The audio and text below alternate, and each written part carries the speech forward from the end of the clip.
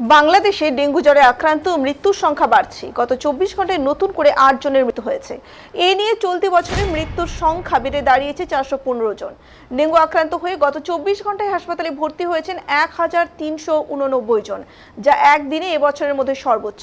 এতে আক্রান্তর সংখ্যা দাঁড়িয়েছে 79,984 জন। স্বাস্থ্য অধিদপ্তরের হেলথ ইমার্জেন্সি অপারেশন সেন্টার ও কন্ট্রোল রুম থেকে এ তথ্য জানানো হয়।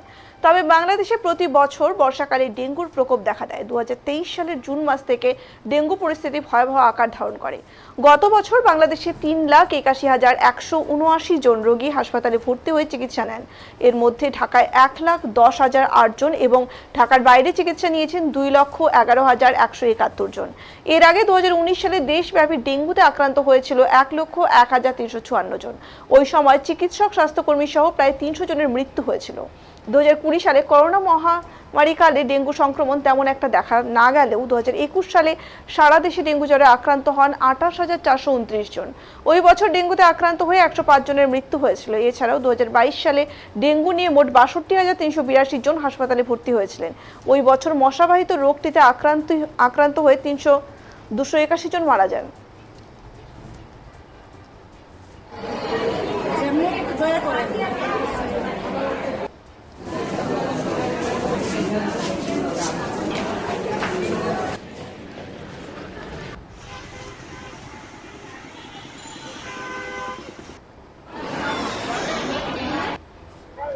ধন্যবাদ।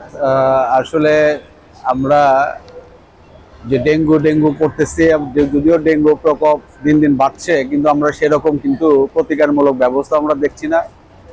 আগে যদিও যে মেয়ররা ছিলেন, সেই মেয়ররা পতিত সরকারের সেই মেয়ররা এখন সব যার যার মতো গা ঢাকা দিয়েছেন এবং অনেকেই পলাতক রয়েছেন, যার কারণে প্রত্যেকটা অফিস আদালতেই কিন্তু কর্ম পরিবেশ সেভাবে ফিরে আসেনি।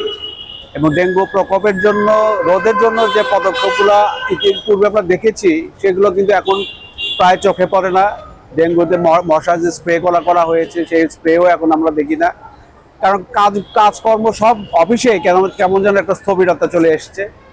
সরকার পট পরিবর্তনের কারণে এটা ইফেক্টটা সারা বাংলাদেশেই বিভিন্ন অফিস আদালতে পড়েছে। আমরা চাই ডেঙ্গু যেভাবে মহামারী আকার ধারণ করছে, গতকাল আপনি জানেন যে গতকাল 8 জন লোক ডেঙ্গুতে মারা গেছে এবং বহু মানুষ হসপিটালাইজড আছে, এই ডেঙ্গুর আক্রান্ত হয়ে হসপিটালাইজড আছে। তাদের আসলে সুস্থতার জন্য পর্যাপ্ত চিকিৎসা ব্যবস্থা সেভাবে পাচ্ছে না।